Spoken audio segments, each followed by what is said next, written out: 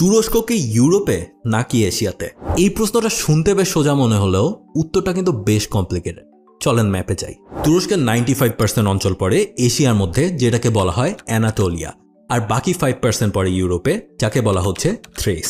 এই দুই মহাদেশের মাঝে আছে একটা জলপথ, খুবই ফেমাস বসফরাস প্রণালী, আর এই প্রণালী ভাগ করে দিয়েছে ইস্তানবুল শহরকে। একটা শহর, দুইটা মহাদেশ। কিন্তু তারপরেও তুরস্কের কনফিউশন শুধুমাত্র তাদের এই ম্যাপ বা ভূগোলের মধ্যেই না, তাদের জাতিগত পরিচয়ের মধ্যেও কিন্তু আছে। একদিকে তারা মুসলিম সংখ্যাগরিষ্ঠ দেশ, কিন্তু অন্যদিকে তারা আবার ন্যাটোর সদস্য, যা পশ্চিমা বিশ্বের সবথেকে বড় সামরিক জোট।